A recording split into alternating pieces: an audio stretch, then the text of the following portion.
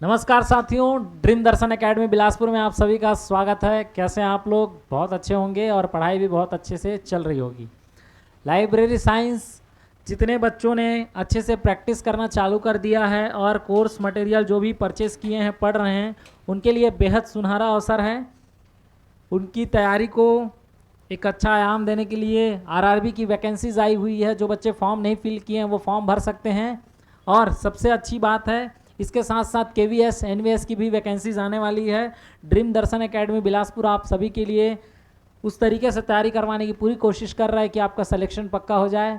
General paper के साथ साथ लाइब्रेरी साइंस भी आप लोगों के लिए बहुत इंपॉर्टेंट है। अगर आपको लाइब्रेरियन बनना है तो जनरल पेपर भी पढ़ना पड़ेगा। उसके लिए ड्रीम दर्शन एकेडमी बिलासपुर आपको बहुत सारा मटेरियल, क्वेश्चंस, प्रैक्टिस सब प्रोवाइड करा रहा है। केवल और केवल जुड़े रहिए ड्रीम दर्शन एकेडमी बिलासपुर के साथ। आज मैं टॉप 50 एमसीक्यूज लेकर आया हूँ, 1 to 50 टॉप एमसीक्यूज, ठीक है, जो आपके एग्जाम में अक्सर आपको देखने को मिलेंगे। उन 50 क्वेश्चंस का आज हम सॉल्यूशंस देखेंगे, क्वेश्चंस देखेंगे। ये पार्ट 1 है। आपको इसकी अपार सफलता के बाद बहुत जल्दी पार्ट 2 भी मिलेगा। तो लाइब्रेरी साइंस के जितने भी विद्यार्थी हैं, वीडियो अगर देख रहे हैं तो आपसे मेरी आशा है, उम्मीद है कि आप बहुत अच्छे से तैयारी कर रहे होंगे और ये जो क्वेश्चंस हम करने वाले हैं इसका आप आंसर जो है कमेंट सेक्शन पे देंगे। ठीक है साथियों, ज़्यादा समय नहीं गंवाते हैं, शुरू करते हैं हम टॉप 50 क्वेश्चन।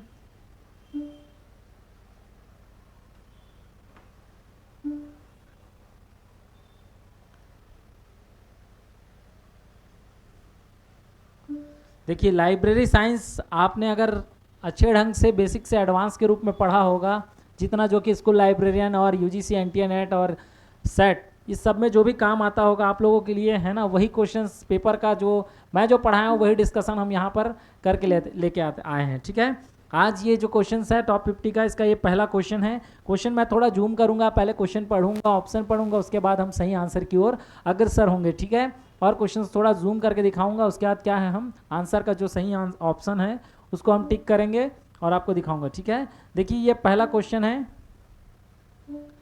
आप लोगों ने बहुत अच्छे ढंग से, मैंने क्लास में भी पढ़ाया है। ठीक है, Sarada Ranganathan Endowment for library Science, कितने विद्यार्थी हैं जो इसके बारे में जानते हैं? नहीं जानते होंगे तो बहुत इंपॉर्टेंट है हमारे लिए। लाइब्रेरी एंड इंफॉर्मेशन साइंस के विद्यार्थियों के लिए बेहद इंपॉर्टेंट है। यहाँ से क्वेश्चन हमेशा बनता है। जो शारदा, जो रंगनाथन जी की पत्नी थी, उनको डेडिकेटेड एक इंडोमेंट बनाया गया है। ठीक है, उसी इंडोमेंट के बारे में ये प्रश्न है। Sarada Ranganathan endowment for library Science 1963 की स्थापना किसने किया था? ये जो इंडोमेंट है इसकी स्थापना किसने किया था? ठीक है, कौन से Endowment? Sarada Ranganathan endowment for library Science. इसका हेडक्वार्टर कहाँ है? अगर किसी विद्यार्थी को पता है तो बिल्कुल कमेंट सेक्शन में कमेंट कीजिए। Sharada Ranganathan endowment for library science, option A doctor S R. Ranganathan ji द्वारा, option B Raja Ram Mohan Roy library foundation द्वारा, ऑप्शन सी के.एम. असदुल्ला द्वारा और ऑप्शन डी डीआरटीसी द्वारा। ठीक है, दो संस्थाएं हैं, दो व्यक्ति का नाम है। ऑप्शन ए है doctor S R. Ranganathan ji, option B है Raja Ram Mohan Roy library foundation, option C है के.एस. असदुल्ला जी और ऑप्शन डी है डीआरटीसी। जिसका सही आंसर क्या होगा? इसका सही आंसर होगा क्या? Doctor S R. रंगनाथन जी के द्वारा Sarada Ranganathan endowment for library Science का निर्माण किया गया था। ठीक है, ये क्वेश्चंस आपके परीक्षा में आने के लायक हैं और बहुत इंपॉर्टेंट है। ठीक है, यहाँ से एक क्वेश्चंस परीक्षा में पूछा जाता है। Sarada Ranganathan endowment for library Science के जो जर्नल्स हैं उसके बारे में भी आप देख लीजिएगा। ठीक है, तो इसका सही आंसर क्या है आप टिक कर लीजिएगा, डॉक्टर एस.आर. रंगनाथन जी। ठीक है,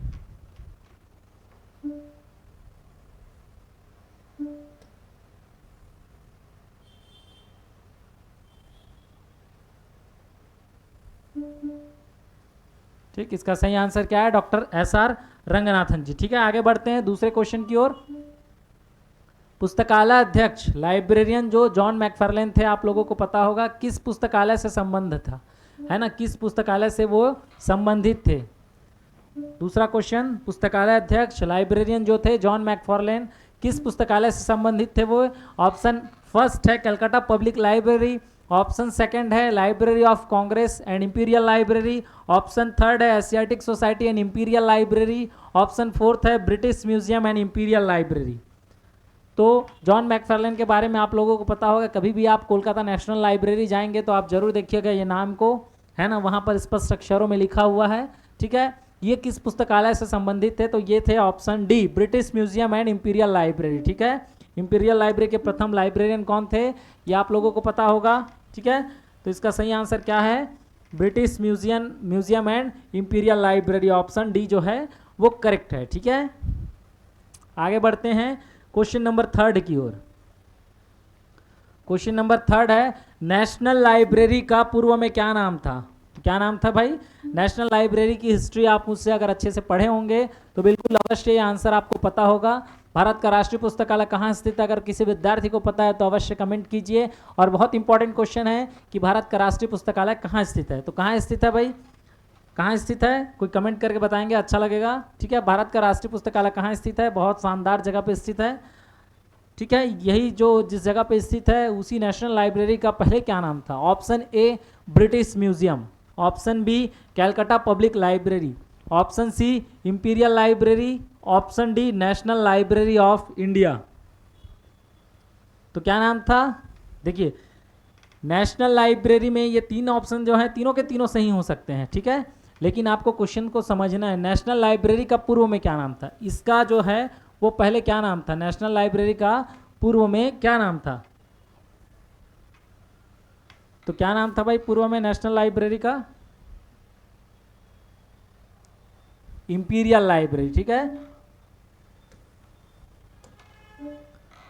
क्या नाम था नेशनल लाइब्रेरी का, इंपीरियल लाइब्रेरी। इंपीरियल लाइब्रेरी से नाम बदलकर इसे क्या क्या किया गया, नेशनल लाइब्रेरी ऑफ इंडिया किया गया। तो इसका सही आंसर क्या होगा, ऑप्शन सी, 3 का ऑप्शन सी, एक बार देख लेंगे। आगे बढ़ते हैं क्वेश्चन नंबर 4 की ओर। ठीक है,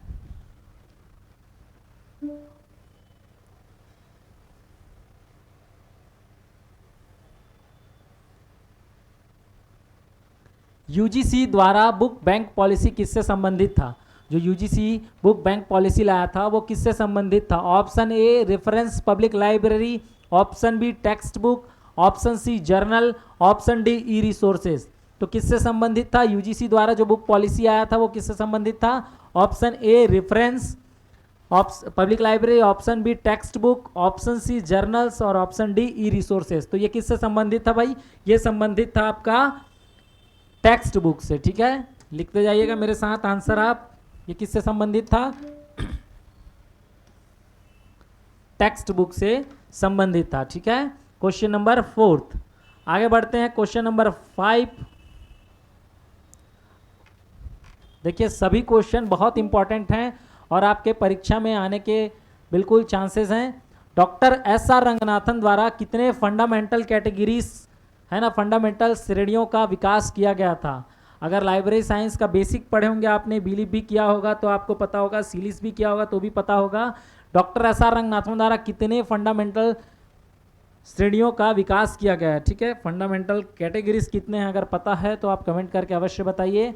option A 1, option B 2, option C 3, option 4, D जो है 5। ठीक है, कितने कैटेगरी, 5 फंडामेंटल कैटेगरीज का विवरण दिया गया है। आप पुस्तकालय एवं सूचना विज्ञान पढ़े होंगे तो, है ना, जिसे क्या बोला जाता है, 5 फंडामेंटल कैटेगरीज को PMEST,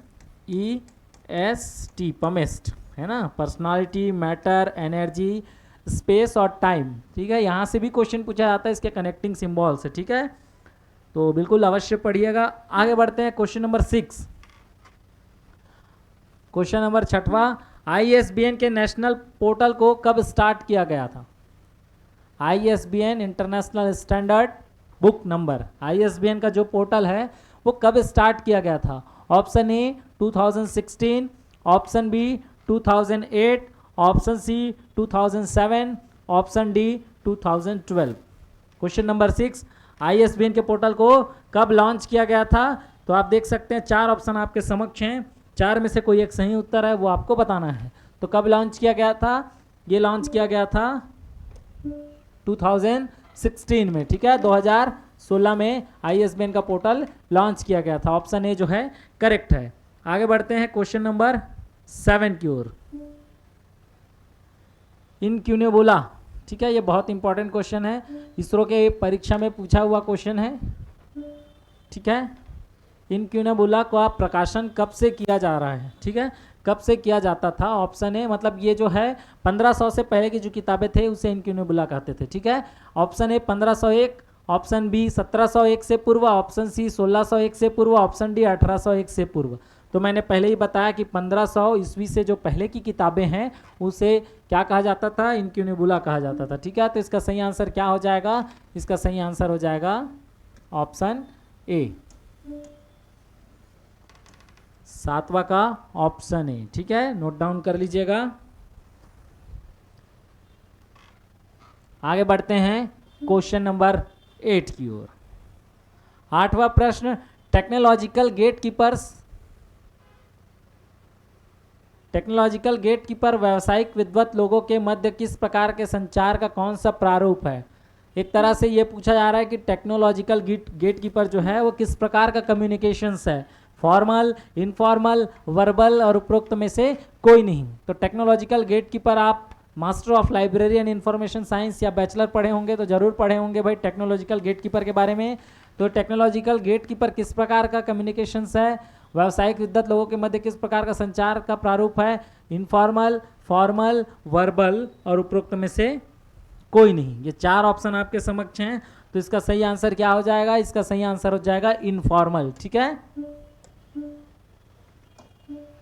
ये एक प्रकार का क्या है? इनफॉर्मल प्रारूप है। ठीक है, आगे बढ़ते हैं क्वेश्चन नंबर 9 की ओर। टेक्नोलॉजिकल गेटकीपर शब्द का प्रयोग सबसे सर्वप्रथम किसके द्वारा किया गया था, किसने किया था? ठीक है, टेक्नोलॉजिकल गेटकीपर शब्द का प्रथम प्रयोग किसने किया था? Option A TJ Allen, option B Derek JD Solla Price, option C Martin J Martin जिसे कहते हैं, ऑप्शन डी उपरोक्त में से कोई नहीं। ठीक है, 3 नाम दिए हुए हैं। टेक्नोलॉजिकल गेटकीपर शब्द का सबसे सर्वप्रथम प्रयोग किसने किया था? Option A TJ Allen, option B de Solla Price, Derek JD Solla Price जिसे बोलते हैं, option C Martin J, option D उपरोक्त में से कोई नहीं। तो इसका सही आंसर क्या होगा? इसका सही आंसर होगा TJ एलन। ये क्वेश्चन UGC नेट पे पूछा जा चुका है, जो बच्चे तैयारी कर रहे होंगे बिल्कुल नोट डाउन कर लीजिएगा, बहुत इंपॉर्टेंट क्वेश्चन है। TJ एलन के द्वारा, है ना, TJ एलन के द्वारा सबसे पहली बार टेक्नोलॉजिकल गेटकीपर शब्द का प्रयोग किया गया था। ठीक है, आगे बढ़ते हैं क्वेश्चन नंबर 10।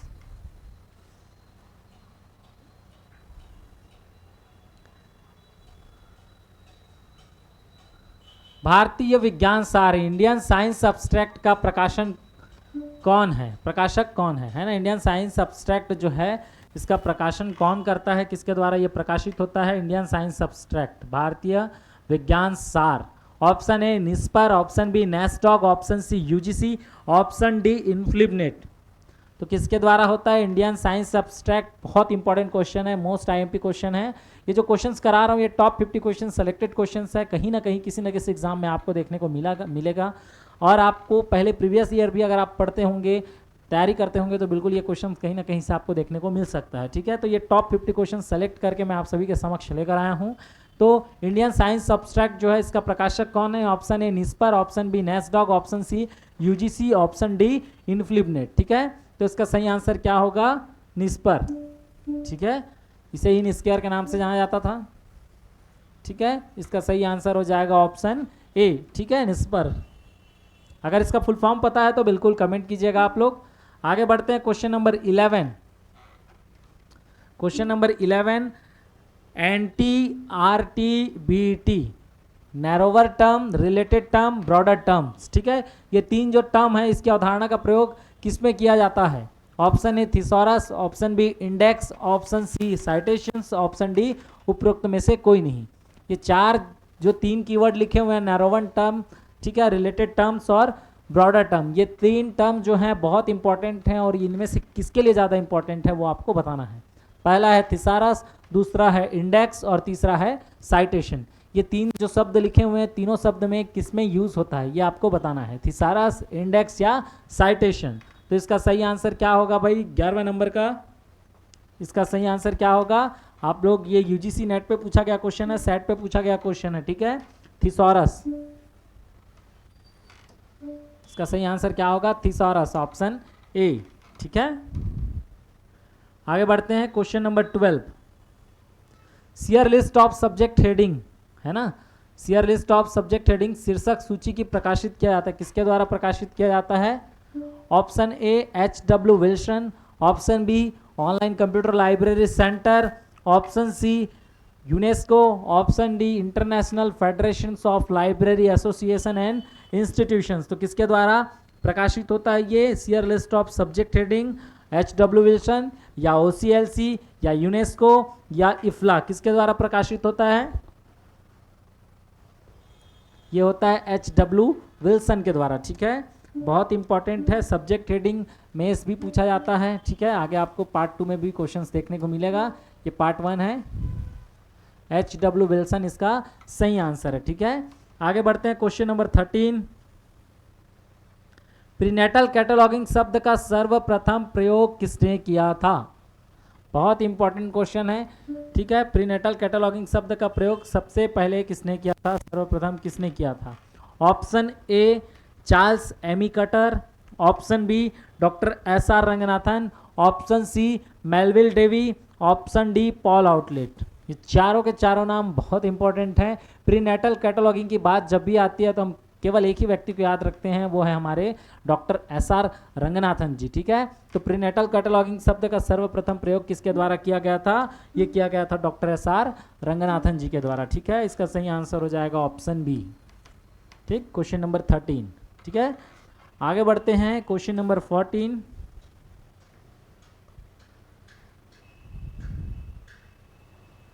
क्विक पद्धति का विकास HP लोहान ने किस वर्ष किया था? देखिए 2-3 क्वेश्चन एक साथ बन जाता है। ठीक है, क्विक का पूरा नाम क्या है? Keyword in context. ठीक है, ये आप लोगों को पता होगा जिन्होंने एमली बिलीव किया होगा। ठीक है, इंडेक्सिंग सिस्टम जिन्होंने पढ़ा होगा उनको अवश्य पता होगा कि क्विक का पूरा नाम क्या है, कीवर्ड इन कंटेक्स्ट। ठीक है, ये किसके द्वारा दिया गया था? HP लोहान सर के द्वारा दिया गया था। Hans Peter Luhn HP Luhn का पूरा नाम है, आप लोगों को पता होगा। ठीक है, हैंस पीटर लोहान जी के द्वारा कब दिया गया था? क्वेश्चन है, ऑप्शन है A 1958, option B 1971, option C 1969, option D 1977। तो याद रखिएगा HP लोहान का पूरा नाम क्या है? Hans Peter Luhn. ठीक है, याद रखिएगा HP लोहान लिखा हुआ है। कीवर्ड इन कंटेक्स्ट क्विक का पूरा नाम है। ये इंडेक्सिंग सिस्टम किसके द्वारा दिया गया है? HP लोहान सर के द्वारा दिया गया है। और कब दिया गया है? तो ये दिया गया है 1958 पे। ठीक है साथियों, याद रखिएगा ये 1958 जो है ये एक इंडेक्सिंग सिस्टम का ईयर बन रहा है। क्विक का पूरा नाम है keyword in context.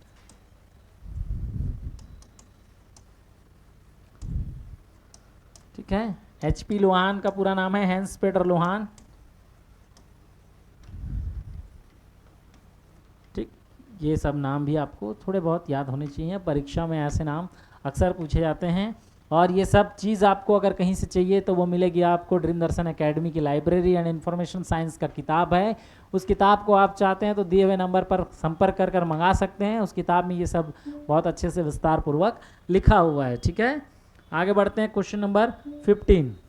World library and information Congress, सुने नाम WLIC जो बहुत फेमस है, world library and information congress. ठीक है, WLIC के नाम से फेमस है। इसका आयोजन नियमित रूप से किसके द्वारा किया जाता है? कौन सी संस्था है जो world library and information congress WLIC का आयोजन करता है? Option A IFLA, option B DELNET, option C UNESCO, option D OCLC। World library and information congress. ठीक है, WLIC बहुत फेमस है, UGC NTA नेट पे पूछा जाता है। अगर किसी विद्यार्थी को पता है कि 2025 का WLIC का आयोजन कहाँ पर हो रहा है और कब से कब तक हो रहा है तो बिल्कुल कमेंट करके बताइएगा। WLIC का आयोजन कब से कब तक हो रहा है, कहाँ हो रहा है 2025 में, ये बताइएगा। फर्स्ट टाइम WLIC का आयोजन कहाँ पर हुआ था ये आप कमेंट सेक्शन में बताइएगा। और WLIC का आयोजन किस संस्था के द्वारा किया जाता है ये अभी वर्तमान में बताइएगा। Option A IFLA, option B DELNET, option C UNESCO, option D OCLC। तो किसके द्वारा किया जाता है? International federation of library association के द्वारा किसका आयोजन किया जाता है? WLIC का आयोजन किया जाता है। ठीक है, आगे बढ़ते हैं नेक्स्ट क्वेश्चन, क्वेश्चन नंबर 16। ये भी मैं क्लास में पढ़ाया हूँ, डॉक्यूमेंटेशन शब्द। ठीक है, सर्वप्रथम प्रयोग किसके द्वारा किया गया था? डॉक्यूमेंटेशन शब्द का सर्वप्रथम प्रयोग किसके द्वारा किया गया था? Option A Paul Otlet, option B Charles Sammy Cutter, option C Henry La Fontaine और option D doctor SR Ranganathan ji. ठीक है, ये क्वेश्चन बहुत इंपॉर्टेंट है, यूजीसी एनटीए नेट पे भी पूछा जा चुका है। डॉक्यूमेंटेशन शब्द का सर्वप्रथम प्रयोग किसके द्वारा किया गया है, तो ये है पॉल आउटलेट के द्वारा। ठीक है, फादर ऑफ डॉक्यूमेंटेशन भी कहे जाते हैं पॉल आउटलेट साहब। ऑप्शन ए जो है वो करेक्ट आंसर है। ठीक है, आगे बढ़ते हैं क्वेश्चन नंबर 17। प्रथम इलेक्ट्रॉनिक कंप्यूटर का क्या नाम था। देखिए, कंप्यूटर से रिलेटेड क्वेश्चंस आपके सब में काम आते हैं। कंप्यूटर बहुत अच्छे ढंग से पढ़िएगा और कंप्यूटर की क्लासेस भी अगर आपको चाहिए तो ड्रीम दर्शन एकेडमी के ऐप पर आपको मिल जाएगी, और इसी चैनल पर आपको कंप्यूटर के भी कोर्सेज का डिस्क्रिप्शन और कुछ डिटेल्स वीडियो मिल जाएंगे, MCQs मिल जाएंगे। ठीक है, लाइब्रेरी साइंस के विद्यार्थियों के लिए कंप्यूटर भी उतना ही इंपॉर्टेंट है जितना कि मैथ्स रीजनिंग है। 10 नंबर के आपके कंप्यूटर के प्रश्न परीक्षा में अवश्य पूछे जाते हैं। ठीक है, तो उसी में से एक इंपॉर्टेंट क्वेश्चन मैं भी आप लोगों के लिए लेकर आ गया हूँ। तो क्वेश्चन यही है कि प्रथम इलेक्ट्रॉनिक कंप्यूटर का नाम क्या था। क्या था भाई प्रथम इलेक्ट्रॉनिक कंप्यूटर का नाम?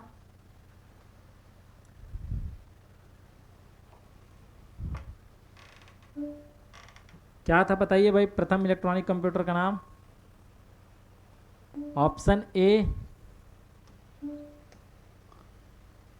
ENIAC, option B UNI UNIVAC, option C UNIAC, option D universe. किसी को पता है आंसर तो कमेंट कर सकते हैं। 17 नंबर का क्वेश्चन, इसका सही आंसर क्या है? ENIAC। ठीक है, अगर आपको पता है तो बिल्कुल अवश्य बताइएगा। ठीक है, 17 नंबर का आंसर है ENIAC। ठीक है, आगे बढ़ते हैं क्वेश्चन नंबर 18 की ओर।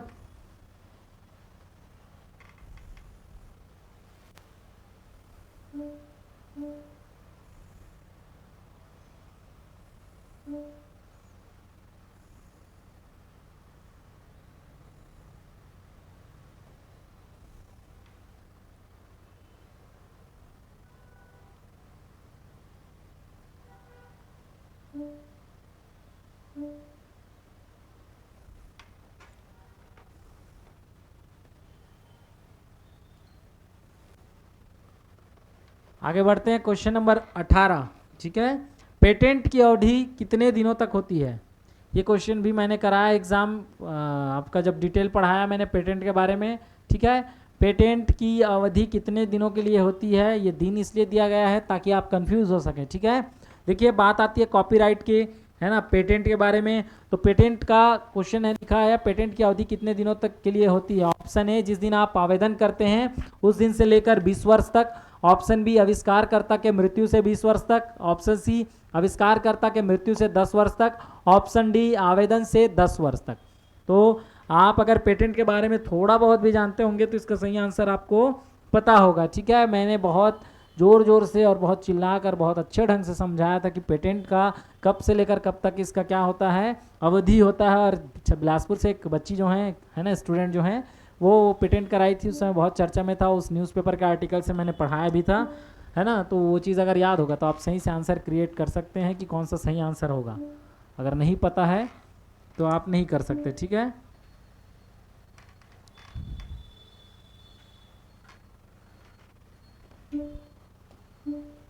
तो इसका सही आंसर क्या होगा? जिस दिन आप आवेदन करते हैं उस दिन से लेकर 20 वर्ष तक आपका क्या रहता है, अवधि रहता है किसका, पेटेंट का। ठीक है, आगे बढ़ते हैं क्वेश्चन नंबर 19। 19। ठीक है, DESIDOC journal of library and information science की फ्रीक्वेंसी क्या है, आवृत्ति क्या है, आपको बताना है। किसकी आवृत्ति? DESIDOC journal of library and information science की आवृत्ति क्या है, आपको बताना है। Option A quarterly, option B bimonthly, option C annual, option D monthly. तो क्या है भाई, अगर आप DRDO पढ़े होंगे, डेसीडॉक पढ़े होंगे तो बिल्कुल आंसर पता होगा। DRDO डेसीडॉक के आप अबाउट पे जाइएगा, पब्लिश पे जाइएगा, पब्लिश्ड जो भी उनके आर्टिकल्स हैं, जर्नल्स हैं, उसके बारे में आपको यहाँ पर इन्फॉर्मेशन मिल जाएगा। तो ये इसकी फ्रीक्वेंसी आवृत्ति क्या है, इसकी आवृत्ति है एनुअल, वार्षिक। ठीक है, किसकी? DESIDOC journal of library and information science की। ठीक है, आगे बढ़ते हैं क्वेश्चन नंबर 20। DNS से तात्पर्य है, DNS का पूरा नाम क्या है? Option A data number sequence, option B digital network service, option C domain name system, option D disk numbering system. ये 4 ऑप्शंस हैं, 4 में से कोई एक सही उत्तर है और ये पहले परीक्षा में पूछा जा चुका है। हो सकता है आपके आने वाले भविष्य में और जो भी एग्जाम्स हो रहे हैं कंप्यूटर के या छत्तीसगढ़ व्यापम से रिलेटेड उसमें भी पूछा जा सकता है। ठीक है, तो इसका सही आंसर क्या है? Domain name system. ठीक है, इसका सही आंसर क्या है? Domain name system, option C. ठीक है, आगे बढ़ते हैं। Question number 21। क्वेश्चन नंबर 21 क्या है? विद्वान डेटाबेस है। विद्वान डेटाबेस क्या है? Option A subject experts database, option B national research network, option C उपरोक्त में से दोनों और ऑप्शन डी केवल ए। तो 21 नंबर का क्वेश्चन बहुत इंपॉर्टेंट है और कई बार परीक्षा में ये देखने को मिला है ना। इन्फ्लिपनेट से रिलेटेड क्वेश्चंस जब पूछे जाते हैं, विद्वान पूछा जाता है, ईशोध सिंधु पूछा जाता है, शोध गंगोत्री पूछा जाता है। ठीक है, तो ये विद्वान डेटाबेस क्या है? सब्जेक्ट एक्सपर्ट डेटाबेस है और नेशनल रिसर्च नेटवर्क है। ठीक है, तो इसका सही आंसर हो जाएगा क्या? ये दोनों में क्या है? ऑप्शन सी है, उपरोक्त दोनों। इसका सही आंसर हो जाएगा ऑप्शन सी 21 नंबर का। ठीक है, आगे बढ़ते हैं। Question number 22। पेरी कमेटी का संबंध किस देश से है? बहुत शानदार क्वेश्चन है।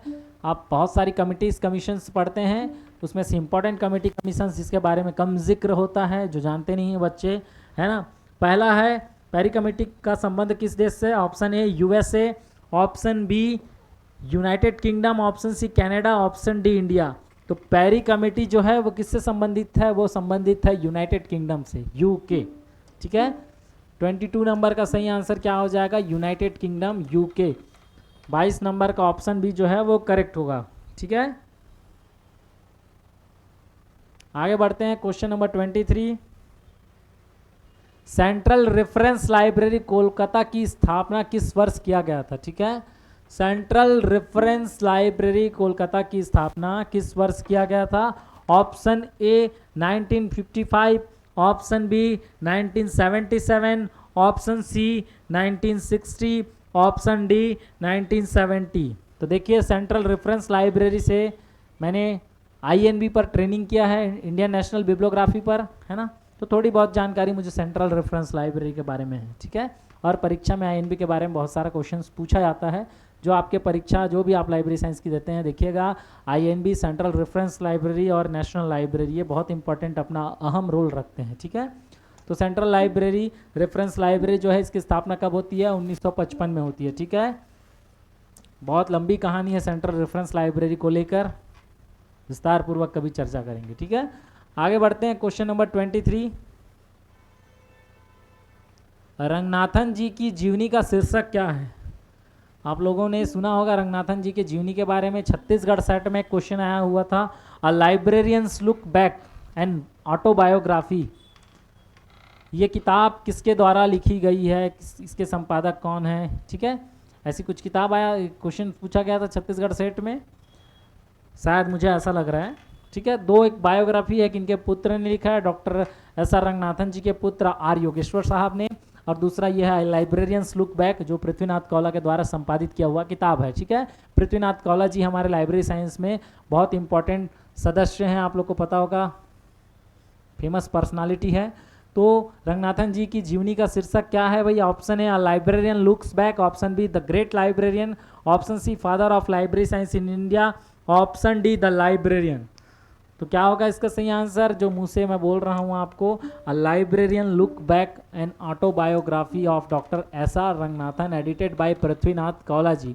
ये किताब जो है बहुत फेमस किताब है, doctor S R Ranganathan ji के जीवनी का टाइटल है, शीर्षक है। ठीक है, आगे बढ़ते हैं। Question number 25। किस वर्ष ओसीएलसी का नाम बदलकर ऑनलाइन कंप्यूटर लाइब्रेरी सेंटर कर दिया गया? हो सकता है नहीं, 110% ये मैंने पढ़ाया है। ठीक है, तो जो विद्यार्थी मुझसे पढ़े हैं बिल्कुल उसका आंसर उसको पता होगा। ठीक है, option A 1972, option B 1981, option C 1998, option D 2002। OCLC का पुराना नाम क्या था? अगर आपको पता हो तो वो भी कमेंट कर सकते हैं, क्योंकि वो भी हमारे परीक्षा में आएगा। ठीक है, और ओसीएलसी का वर्तमान में नाम क्या है वो भी पूछा जाएगा। ओसीएलसी का नाम बदलकर चेंज कब किया गया? पुराना नाम जो था उसको बदलकर ऑनलाइन कंप्यूटर लाइब्रेरी सेंटर कब किया गया? ऑप्शन ए है 1972, ऑप्शन बी है 1981, ऑप्शन सी है 1988 और ऑप्शन डी है 2002। तो कब बदला गया? 1981 में, है ना, OCLC, Ohio college library centre.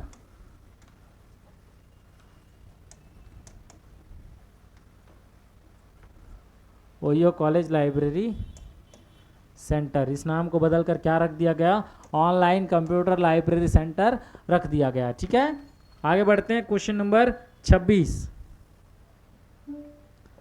प्रथम पुस्तकालय वर्गीकार जिन्होंने प्रथम पुस्तकालय वर्गीकरण सिद्धांत का प्रयास किया था। ठीक है, देखिए क्वेश्चन बहुत इंपॉर्टेंट है। क्वेश्चन आपके परीक्षा में आज नहीं तो कल कहीं ना कहीं किसी न किसी रूप में आपको देखने को मिलेगा। ठीक है, तो पहला क्वेश्चन 26 नंबर का क्वेश्चन है, प्रथम पुस्तकालय वर्गीकार जिन्होंने प्रथम पुस्तकालय वर्गीकरण सिद्धांत के निर्माण का प्रयास किया था। Option A EC Richardson, option B doctor SR Ranganathan, option C Melvil Dewey, option D Charles Ammi Cutter. ठीक है, तो 26 का सही आंसर हो जाएगा EC रिचर्डसन। ठीक है, क्या हो जाएगा? ऑप्शन ए करेक्ट आंसर जो होगा, ऑप्शन ए। ठीक है, आगे बढ़ते हैं। क्वेश्चन नंबर 27,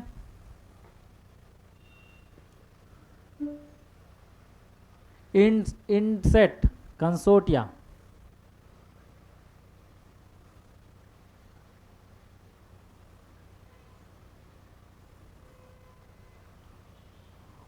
ठीक है, इंडसेट कंसोर्टिया की स्थापना किस वर्ष हुई थी?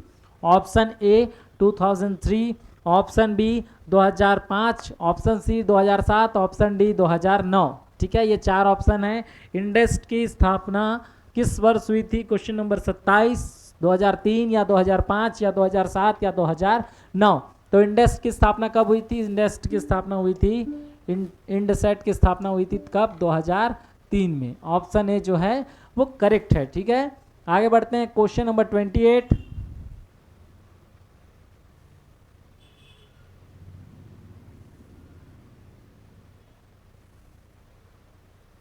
प्लानर का प्रायोजित कौन करता है? प्लानर को स्पॉन्सर कौन करता है? प्लानर का आयोजन कौन कराता है? प्लानर का नाम आप लोग अवश्य सुने होंगे, मैं जब पढ़ाया हूँ इन्फ्लिबनेट, है ना, तो प्लानर का नाम आप अवश्य सुने होंगे। Option A INFLIBNET, option B DELNET, option C AGRINET, option D CALIBNET. तो किसके द्वारा प्लानर का आयोजन कराया जाता है? प्लानर का आयोजन कराया जाता है इन्फ्लिबनेट के द्वारा। प्लानर को स्पॉन्सर कौन करता है, प्रायोजित कौन करता है? तो इन्फ्लिबनेट करता है। ठीक है, ये बहुत इंपॉर्टेंट क्वेश्चन है। कैलिबर, प्लानर सुने होंगे। ठीक है, आगे बढ़ते हैं। क्वेश्चन नंबर 29, पुस्तकालय अधिनियम निम्न में से किसके विकास से संबंधित है? ये क्वेश्चन तो मुझे ऐसा लगता है कि बताना नहीं चाहिए, सबको ही आप डायरेक्ट आंसर दे सकते हैं, है ना। भारत में पुस्तकालय अधिनियम बहुत महत्वपूर्ण है। छत्तीसगढ़ में पुस्तकालय अधिनियम कब लागू किया गया था? किसी को पता है तो कमेंट करके आंसर दे सकते हैं। उसी में से ये क्वेश्चन जनरेट हुआ है कि पुस्तकालय अधिनियम निम्न में से किससे विकास से संबंधित है? किसके विकास से संबंधित है? अगर मैंने पढ़ाया है तो बिल्कुल आप इजी तरीके से बता सकते हैं। पहला है एकेडमिक लाइब्रेरीज, दूसरा है स्पेशल लाइब्रेरी, तीसरा है पब्लिक लाइब्रेरीज और चौथा है नॉन ऑफ द एबव। तो किसके द्वारा किया जाता है भाई? किसके विकास से संबंधित है ये संबंधित है आपका पब्लिक लाइब्रेरी से। ठीक है, लाइब्रेरी लेजिस्लेशंस, पुस्तकालय अधिनियम जो है ये किससे संबंधित है? ये संबंधित है पब्लिक लाइब्रेरी से। ठीक है, आगे बढ़ते हैं। क्वेश्चन नंबर 30, निष्क्रिय अब किसका घटक है? Option A DESIDOC, option B slip, option D NISSAT, option D none of the above. तो निष्क्रिय अब किसका घटक है? नन ऑफ द अबव इसका सही आंसर होगा, है ना। निष्क्रिय का नाम बदलकर निष्पर रख दिया गया, आप लोग को पता होगा। CSIR का घटक है, कहीं पर CSIR लिखा ही नहीं है, तो इसका सही आंसर हो जाएगा नॉन ऑफ द एबव। ठीक है, अगर CSIR होता, है ना, या निष्पर होता,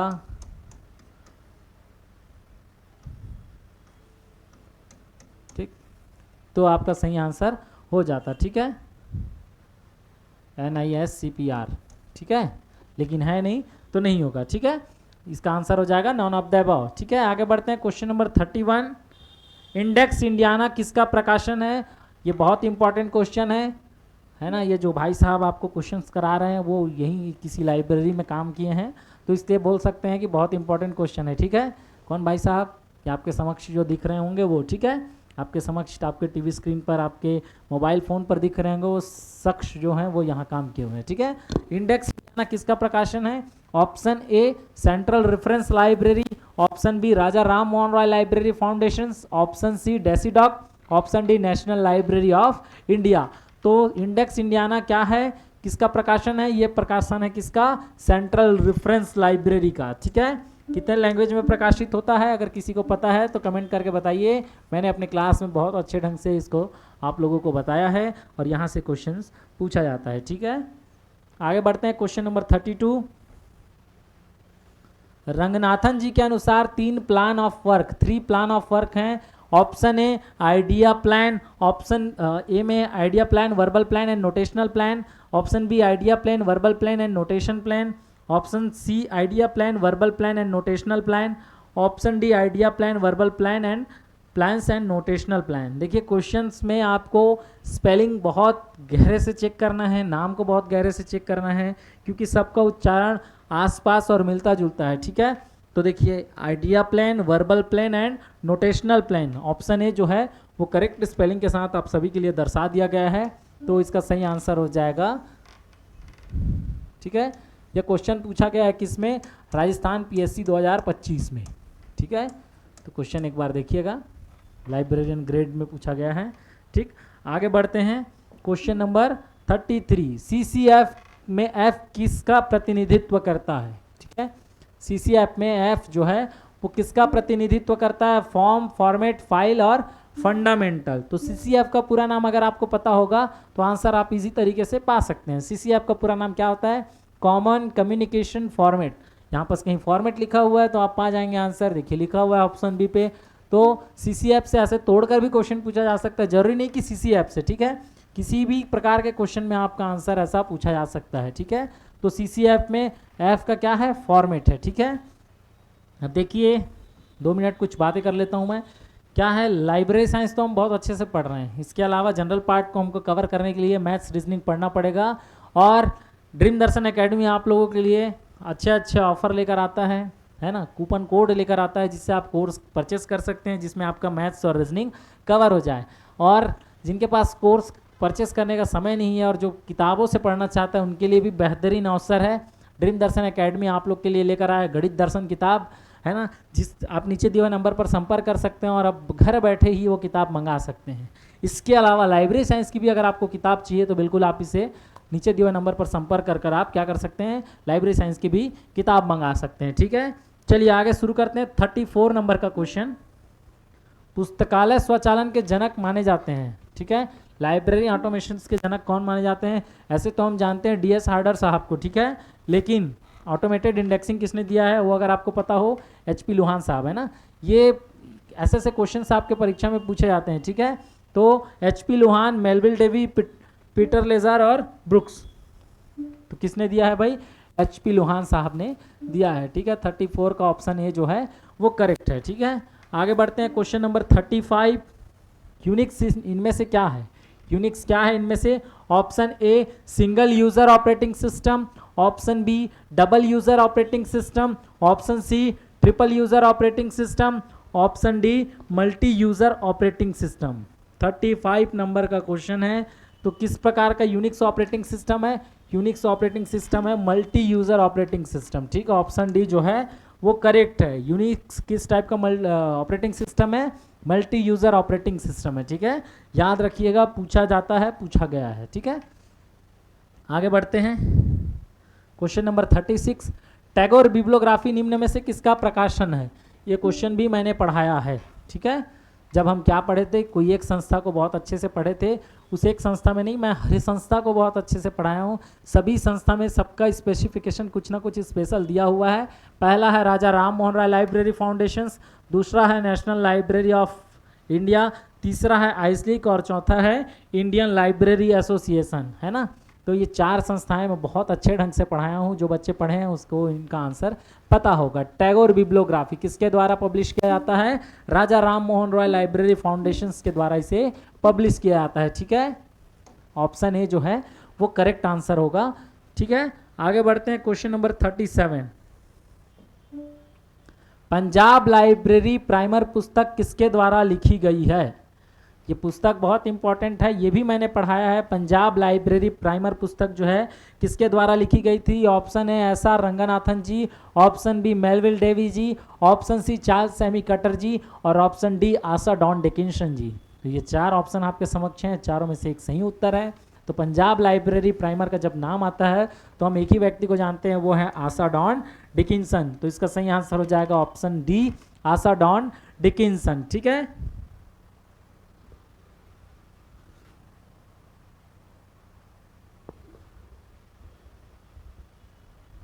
आगे बढ़ते हैं। Question number 38, doctor S R Ranganathan को किसने भारतीय पुस्तकालय विज्ञान के जनक कहकर संबोधित किया था? Father of library science in India करके किसने संबोधित किया था doctor S R Ranganathan ji को? Option A Maurice Gwyer sir, option B Melvil Dewey sir, option third C A Cutter ji, option fourth Martin Stranger. तो किसने कहा था? ये बहुत इंपॉर्टेंट क्वेश्चन है और कई बार हमारे परीक्षा में ये पूछा गया है। तो सर मॉरिस ग्वायर के द्वारा ये संबोधित किया गया था। The father of library science in India किसे कहा जाता है? Doctor S R Ranganathan ji को। इन्हीं के संबोधन से आज हम कहते हैं father of library science in India doctor S R Ranganathan ji को। सर मॉरिस ग्वायर नाम याद रखिएगा, डीयू के वाइस चांसलर थे। ये परीक्षा में प्रश्न में पूछा जाता है। ठीक है, आगे बढ़ते हैं। क्वेश्चन नंबर 39, ई ग्रंथालय सॉफ्टवेयर का विकास किसके द्वारा किया गया है? Option A NIC, option B INFLIBNET, option C Raja Ram Mohan Roy Library foundation, option D INSDOC. ठीक है, तो किसके द्वारा किया गया है ये ग्रंथालय सॉफ्टवेयर का विकास? ये एनआईसी के द्वारा किया गया है। एनआईसी आप जानते होंगे बहुत अच्छे से। इसका लेटेस्ट वर्जन जो चल रहा है ग्रंथालय का 4.0 है। ये सबसे ज़्यादा यूज़ होता है स्कूल लाइब्रेरीज में। ठीक है, बहुत इंपॉर्टेंट है, अवश्य पढ़िएगा ये ग्रंथालय। ठीक है, आगे बढ़ते हैं। Question number 40, network charging system में कितने कार्ड का प्रयोग किया जाता है? Option A 1 card, option B 2 card, option C 3 card, option D जो है 5 कार्ड। तो कितने कार्डों का प्रयोग किया जाता है? 2 कार्ड का प्रयोग किया जाता है। ऑप्शन बी जो है वो करेक्ट है। ठीक है, आगे बढ़ते हैं। क्वेश्चन नंबर 41, भारत में संदर्भ सेवा का प्रारंभ किस विश्वविद्यालय द्वारा किया गया था?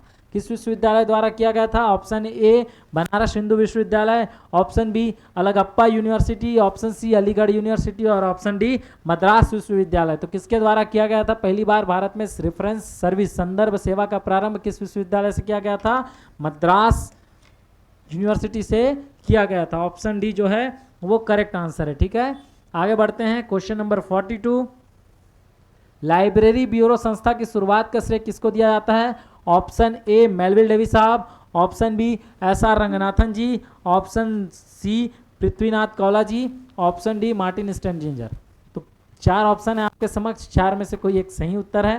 किनके द्वारा लाइब्रेरी ब्यूरो संस्था की स्थापना की गई थी? तो एक महान व्यक्ति थे जिन्हें पुस्तकालय विज्ञान का जनक कहा जाता है यूएसए में। ठीक है, तो वो व्यक्ति कौन थे? मेलविल डेवी साहब थे। तो इसका सही आंसर हो जाएगा क्या? Melvil Dewey. ठीक है, आगे बढ़ते हैं। 43 नंबर का क्वेश्चन, पुस्तकालय सेवा की त्रिमूर्ति पुस्तक पाठक है ना, ये बहुत इंपॉर्टेंट क्वेश्चन है, बहुत ज़्यादा इंपॉर्टेंट। ठीक है, पुस्तकालय सेवा की त्रिमूर्ति पुस्तक पाठक और कर्मचारी होता है, ये सभी को पता है। यह कथन किसका है?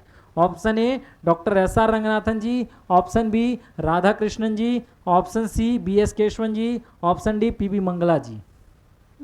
तो ये कथन किसके द्वारा कहा गया था कि जो पुस्तकालय की त्रिमूर्ति होती है कौन होते हैं? पुस्तक पाठक और कर्मचारी। ये किनके द्वारा कहा गया? ये कहा गया है doctor S R Ranganathan ji के द्वारा। तो इसका सही आंसर हो जाएगा doctor S R Ranganathan ji. ठीक है, आगे बढ़ते हैं। क्वेश्चन नंबर 44, इंपीरियल लाइब्रेरी के प्रथम भारतीय पुस्तकालय अध्यक्ष कौन थे? प्रश्न को समझिए, इंपीरियल लाइब्रेरी के प्रथम भारतीय बोल रहे हैं। ठीक है, ये नहीं पूछ रहा है कि इंपीरियल लाइब्रेरी के प्रथम पुस्तकालय अध्यक्ष कौन थे। ठीक है, ये क्या पूछ रहा है? इंपीरियल लाइब्रेरी के प्रथम भारतीय पुस्तकालय अध्यक्ष इंडियन लाइब्रेरियन कौन थे? Option A Harinath De, option B B S Kesavan साहब, option C doctor S R Ranganathan ji, option D K M Asadulla ji. ठीक है, तो कौन थे? हरिनाथ डे जी पहले भारतीय लाइब्रेरियन थे। ठीक है, किनके? नेशनल लाइब्रेरी जिसे अभी कहते हैं, और पहले क्या नाम था? Imperial library. ठीक है, आगे बढ़ते हैं। Question number 45, delivery of book act 1954 कानून में किस वर्ष प्रथम संशोधन किया गया था? किस वर्ष प्रथम संशोधन किया गया था, पता है किसी को? Option A 1954, option B 1956, option C 1971, option D 1981। कब किया गया था? 1954, 1956, 1971, 1981। तो ये संशोधन किया गया था कब? 1956 में। और क्या जोड़ा गया था? न्यूज़पेपर। ठीक है,